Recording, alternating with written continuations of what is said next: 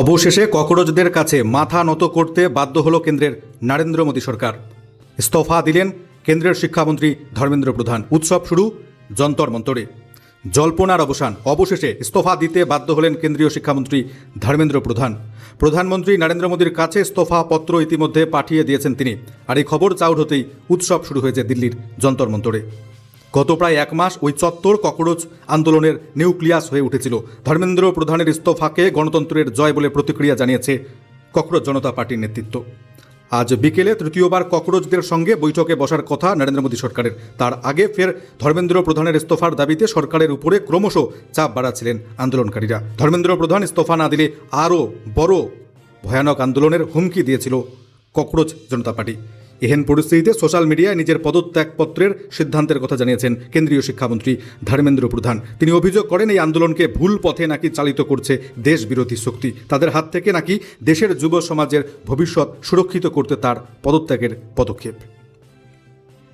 অপরদিকে কলকাতার ধর্মতলায় ককরোচ জনতা পার্টির ছাত্র আন্দোলনে সাংবাদিকদের ওপর নাকি হয়েছে হামলা। অভিযোগ বিজেপির। অশান্তিতে এবার গুন্ডা দমন আইন প্রয়োগ করা হবে। চিহ্নিত করা হলো আফরোজ, নাহিদ, তনভীর, ইকবাল সহ 70 জনকে। জানিয়ে দিলেন মুখ্যমন্ত্রী শুভেন্দু অধিকারী। এমন শাস্তি 3 পুরুষ মনে থাকবে, হুঁশিয়ারি মুখ্যমন্ত্রী শুভেন্দু অধিকারীর।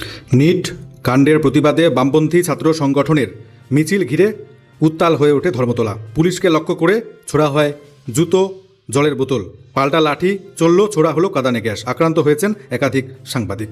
শুক্রবারের ওই ঘটনা নিয়ে এদিন বিধানসভায় কঠোর বার্তা দিলেন শুভেন্দু অধিকারী। মুখ্যমন্ত্রী জানিয়েছেন পুলিশকে নির্দেশ ছিল গণতান্ত্রিক দেশ, যে কেউ তার মত প্রকাশ করতে পারে। সরকারের নির্দেশ ছিল নিয়ন্ত্রণের বাইরে না গেলে কোনো রকম বল প্রয়োগ করা যাবে না।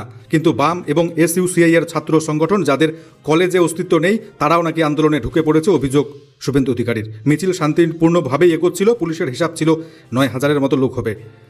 ডরিনা ক্রসিংয়ের আসার পর জুতো এবং বোতল দিয়ে আক্রমণ করা হয় সাংবাদিকদের উপর বলে অভিযোগ করছে বিজেপি। শুভেন্দু অধিকারী বলেন, তবে পুলিশ সংযত ছিল।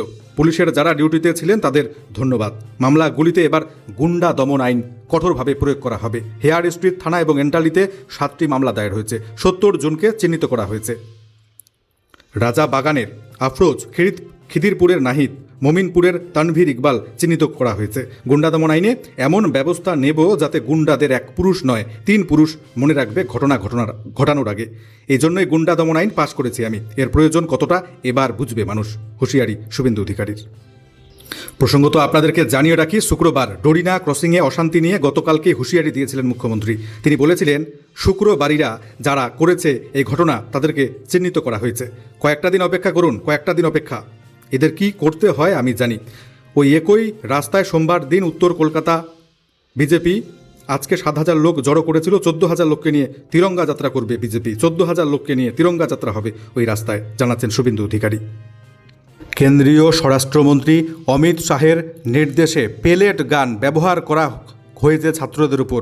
ব্যবহার করেছে দিল্লি পুলিশ।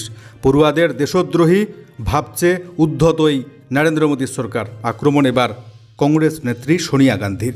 পড়ুয়ারা জবাবদিহি শিক্ষা ব্যবস্থায় সংস্কারের দাবি জানাচ্ছে, কিন্তু বর্তমান কেন্দ্রের মোদী সরকার তাদের ওই সাহসের জবাবে কাপুরুষতা, উদ্দেশ্যহীন নিষ্ঠুরতা দেখাচ্ছে।